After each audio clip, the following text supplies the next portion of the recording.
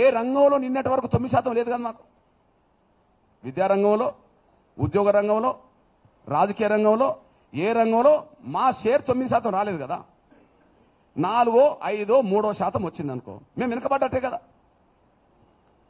మొదటి గ్రూపు వెనుకబడ్డదని చెప్పి 171,000కు ఒక 1% ఇచ్చినప్పుడు ఆ నిష్పత్తిలో మేము కూడా నష్టపోయిన వర్గమే కదా.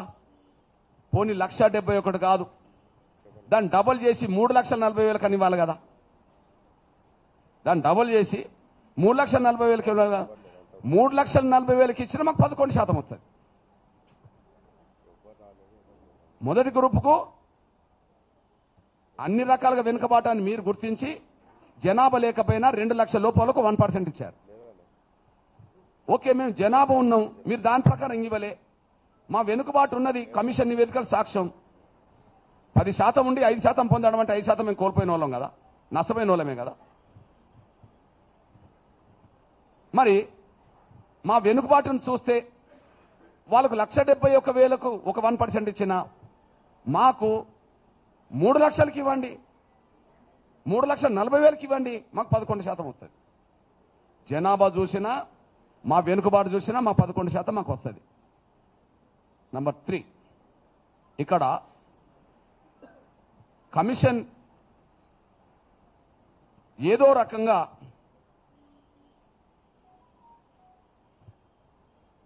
ఈ అత్యంత వెనుకబడ్డ కులం అంటున్న ఆ ఏ గ్రూప్లోకి మొదటి గ్రూప్లోకి అత్యంత అడ్వాన్స్ అయిన కులాన్ని తీసుకొచ్చి పెట్టారు మళ్ళీ. అది ఇంపార్టెంట్. అత్యంత అడ్వాన్స్ అయిన కులం మీ దృష్టికి తీసుకొస్తున్నా. గంటా చక్రపాణి కులం ఏంటిది? పంబాల. వాళ్ళ ఇంట్లోనే 3-4 ప్రొఫెసర్లు ఉన్నారు. వాళ్ళ జనాభే 1000 లేదు, కానీ వాళ్ళు దాదాపు 100 మందికి పైగా ఉద్యోగస్తులు ఉన్నారు. వాళ్ళు 100 మందికి పైగా ఉద్యోగస్తులు ఉన్నారు. వాళ్ళ జనాభే 1000 లేదు, 10 కుటుంబాలకు ఒక ఉద్యోగస్తుడు ఉన్నారని అర్థం అనుకో. వాళ్ళ ఇంట్లోనే 3-4 ప్రొఫెసర్ ఉన్నారు అనుకోండి. అందులో డక్కల ఉన్నది 2,558 జనాభా గలది డక్కల. ఈ 2,558 గల జనాభా గల డక్కలకి ఒక ఉద్యోగం అని ఉన్నదా? మీరు అందరికంటే వెనుకబడ్డ వాళ్లకు, ఎవరు పట్టించుకోలేని వాళ్ళకు 1% అని చెప్పిన మీరు అడ్వాన్స్ అయిన కులాన్ని తీసుకొచ్చి ఎట్లా పెడతారు ఇలా? మీకు ఒక విషయం చెప్తున్నా. ఇదే గంటా చక్రపాణి మాలలుగా అందరినీ ఆర్గనైజ్ చేయడానికి ఇంటర్నల్గా ప్రయత్నం చేసిండు, కానీ వాళ్ళ సొంత కులస్తులకు ఫోన్ల ద్వారా ఏం చెప్పిండంటే, మనం మాలల్లో పోవద్దు, మాలల్లో పోతే మనకు అవకాశాలు రానివ్వరు, మనం ఏ గ్రూపు కోరుకుందాము అందులో నేను చేర్పిస్తా, ఓకే మీరు పంపాలని రాసుకోండి అని చెప్పి అందరిని గైడ్ చేశాడు. ఫోన్ల ద్వారా గైడ్ చేశాడు. కాదని చెప్పండి, నేను చెప్తున్నా. ఆయన ఎవరెవరు ఫోన్ చేసిండో నేను చెప్తా. ఆయన మాల కింద వచ్చాడు కదా. ఈ విషయం ఎందుకు చెప్తున్నంటే, అంతకుముందు ఏబిసిడి జరిగినప్పుడు ఈ పంబాలనే కులం ఎందులో ఉన్నది? అడ్వాన్స్ క్యాస్ట్లో ఉన్నది. ఈ పంబాలనే కులం ఎందులో ఉన్నది? అడ్వాన్స్ క్యాస్ట్ ఉన్నది. అంటే అభివృద్ధి చెందిన కులాల లిస్టులో ఉన్న వాళ్ళను అందరికంటే వెనుకబడ్డ కులాల లిస్టు ఎట్లా చేస్తారు? ఆ కులాన్ని ఒక కులంలో 2,500 మంది ఉన్నా ఒక ఉద్యోగం ఉండదు. ఒక కులంలో 100 మంది ఉంటారు, 100 ఉద్యోగస్తులు ఉంటారు, ప్రొఫెసర్లు ఉంటారు. అంటే వెనుకబాటు ప్రాతిపదిక మీదే 1% కేటైతే అడ్వాన్స్ అయిన కులం నుంచి తీసుకొచ్చి ఎట్లా పెడతారు? మీరు చూడండి, మధ్యస్థంగా లబ్ధి పొందింది షెడ్యూల్ కులాలు అంటేనే మాదిగల కింద కులాలు వస్తారు. కానీ మెరుగైన ప్రయోజనం పొందిన షెడ్యూల్ కులాలని మీరే పెట్టారు కదా. మెరుగైన ఫలితాలు పొందిన అంటే వాళ్ళ జనాభా కంటే మించి పొందిన వాళ్ళని అంటారు కదా.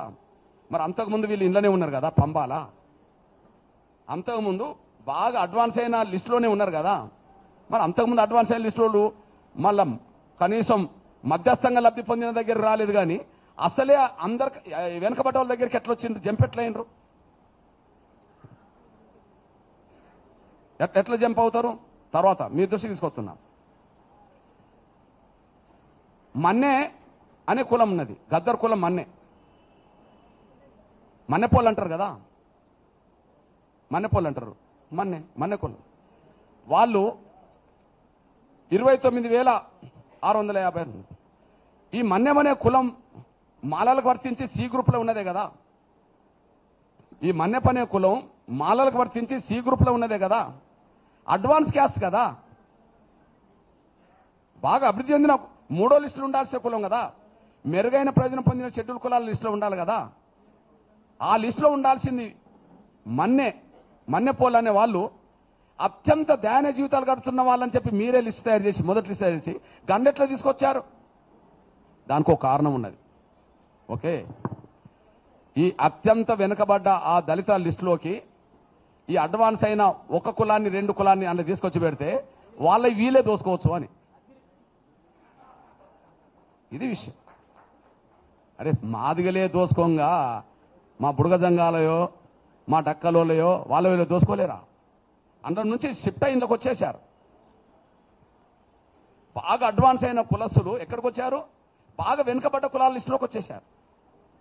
అర్థం ఏంటిది అంటే మేము ఈ రూపంగా ఇండ్ల దోసుకుంటాము, ఆ రూపంగా మీరు అందులో దోసుకోండి అని చెప్పి వాళ్ళని ఇండ్లకు షిఫ్ట్ చేసిండు అనేసి కూడా మీ దృష్టి తీసుకొస్తున్నాను నేను.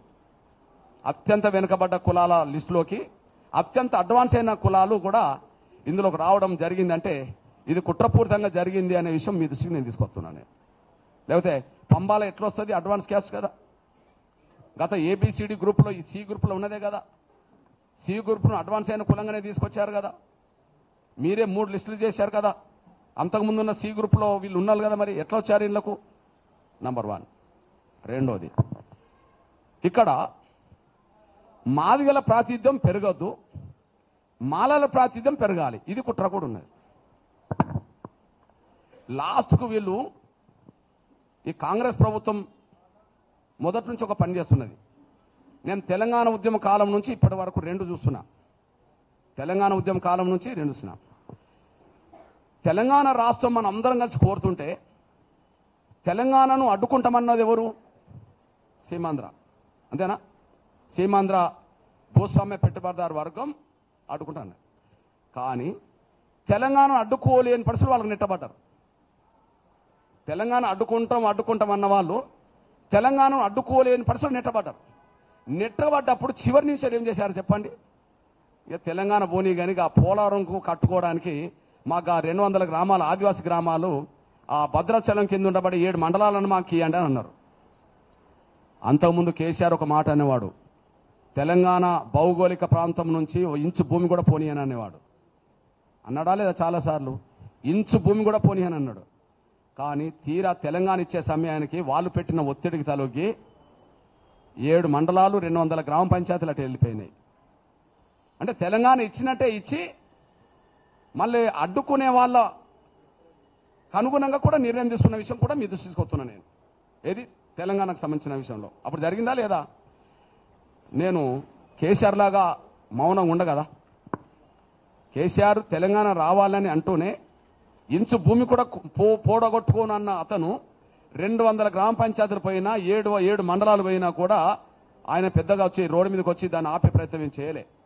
నేను కేసీఆర్లు అంటోని కాను ఆ విషయంలో. ఇప్పుడు ఇదే జరుగుతుంది. ఏం జరుగుతుంది? వర్గీకరణ అడ్డుకోవడానికి సర్వశక్తులు ఒడ్డారు. ఎస్సీ వర్గీకరణ అడ్డుకోవడానికి సర్వశక్తులు ఒడ్డారు. కానీ వాళ్ళకి అర్థమైపోయింది ఆగదు అని.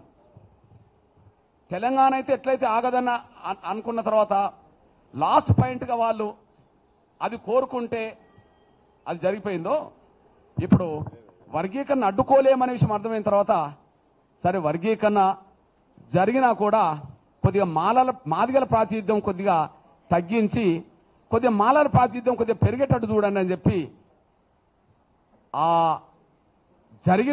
ఇంటర్నల్ జరిగిన వివిధ రాజకీయ నాయకులతో జరిగిన చర్చల ఫలితమే మా జనాభా నిష్పత్తితో కాకుండా మా వెనుకబాటును చూడకుండా మాకు రావాల్సిన 11% రిజర్వేషన్లలో 2% తగ్గించి 9% డిక్లేర్ చేయడానికి దారితీసింది.